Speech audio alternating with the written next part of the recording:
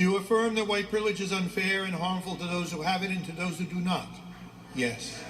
Do you affirm that white privilege and the culture of white supremacy must be dismantled wherever it is present? Yes. Will you strive to understand more deeply the injustice and suffering white privilege and white supremacy cause? Yes. Will you strive to eliminate racial prejudice from your thoughts and actions so that you can better promote the racial justice efforts of our church? Yes. Will you renew and honor this pledge daily, knowing that our church and our community, our nation and our world will be better places because of our efforts? Yes.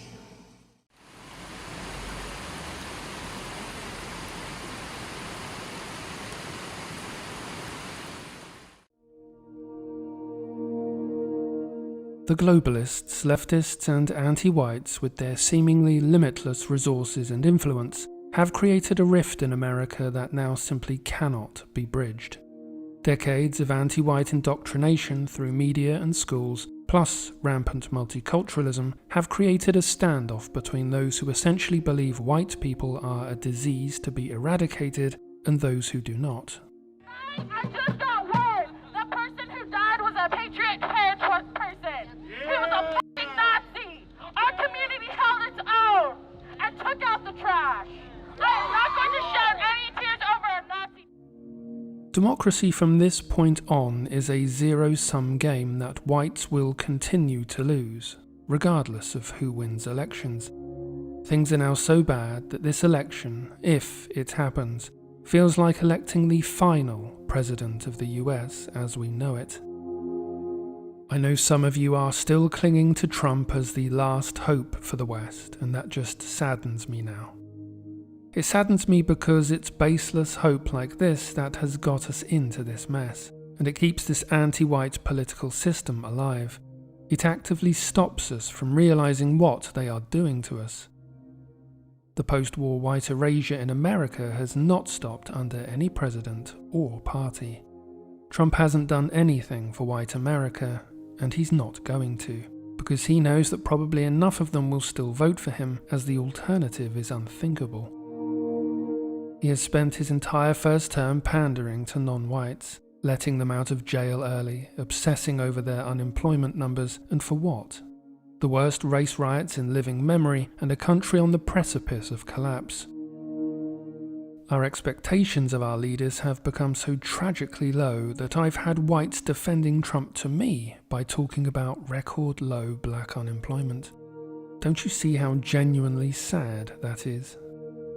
A few allegedly pro-white voices are even touting Biden, but I think that has more to do with a desperate need for attention than anything else.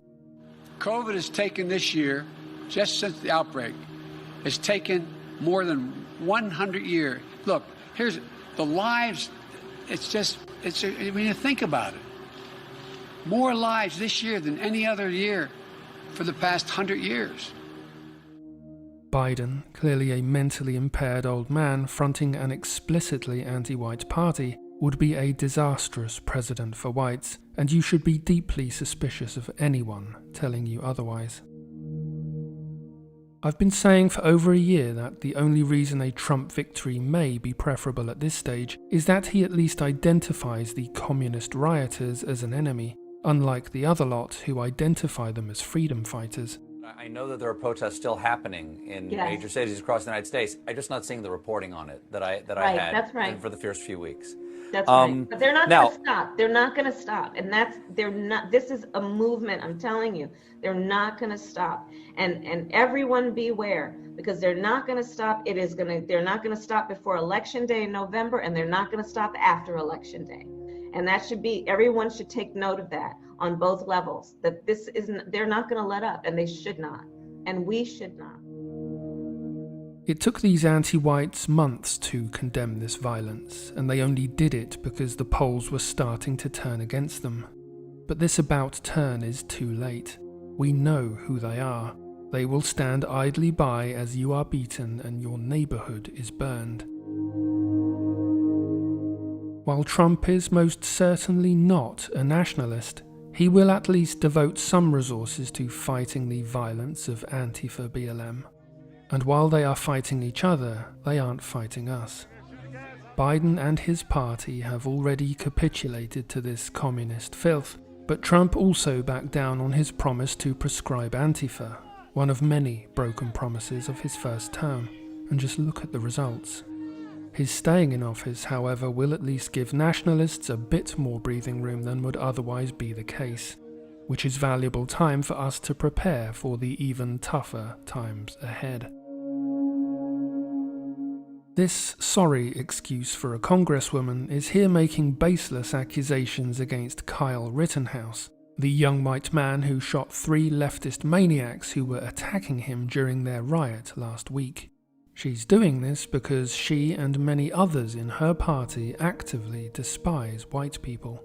His crime in her eyes was defending his life while under attack by her communist thug friends and taking weapons over state lines. First, the video of him running from his assailants is all over the internet, as are the pictures of them raining blows upon him while he was on the ground. There could not be a more clear-cut case of self-defense. Secondly, there is zero evidence the gun was brought across state lines, as if these hypocrites suddenly care about state lines any more than they do for national borders. But the truth has long since ceased to matter in the new America. I want to say it here, clearly, that Kyle Rittenhouse represents the best of America, the triumph of individual courage in the face of a lawless, degenerating society. Here, seen cleaning graffiti off vandalized buildings, on the night in question he was asked by the owner of a mechanic shop to help defend the property from the marauding thugs of Antifa BLM, so they attacked him en masse, as these cowards do. If Kyle is convicted of murder, it will be a travesty of justice comparable to anything that has gone before. Be loud in your support for him. We need more of his kind, of our kind. Saying, are you going to condemn the actions of vigilantes like Kyle Rittenhouse? We're looking at all of it. That was an interesting situation. You saw the same tape as I saw, and he was trying to get away from them, I guess, it looks like. And he fell, and then they very violently attacked him. And it was something that we're looking at right now, and it's under investigation. But I guess he was in very big trouble. He would have been. He probably would have been killed. But it's under investigation. There are now 3 major trials coming up after the election: the Arbery, Floyd, and now Rittenhouse trials, each more incendiary to America than the election itself. My deep fear is that the courts will, despite all the evidence proving the innocence of the accused, deliver the verdict demanded by the anti-white mob. Like the election, however, whatever the outcome, America will lose. There will either be catastrophic miscarriages of justice in these cases, or social unrest of a kind never before seen. On balance, I'd say a Trump win would be marginally better for nationalists. But in reality, both candidates in this election are accelerationist candidates. The globalist-occupied political system isn't offering a way out of this crisis, because this crisis is what the real power in America wants, as that's where its biggest opportunities lie. When thinking about elections in America and in most parts of the world, it is important to understand what they can realistically achieve. The globalist media want you to believe that this election can make a difference to America's fate. In a fundamental sense, it can't, and they know it. Underlying this whole circus of chaos we see today is something you must understand above all else. America is not run by the president, and Americans do not have control of their government. The US and most of the world is controlled by international bankers. You cannot elect them. And, short of a popular insurrection, you cannot remove them. The moneymen of the Federal Reserve are the real power in America. The Federal Reserve is neither federal, nor does it have any reserves. It is not part of the federal government, and it is way more powerful than the federal government. Don't take it from me. Here's former Fed Chairman Alan Greenspan to explain. What is the proper relationship, what should be the proper relationship between a chairman of the Fed and a president of the United States? Well, first of all, the Federal Reserve is an independent agency, and that means basically that there is no other agency of government which can overrule actions that we take. So long as that is in place and there is no evidence that the administration or the Congress or anybody else is requesting that we do things other than what we think is the appropriate thing, then what the relationships are don't frankly matter. The Federal Reserve is a private company that controls America's money supply, how much your mortgage payment will be, and even whether you have a job or not. This is power that elected politicians can only dream about, and it is the only power that ultimately matters in America. All else is window dressing.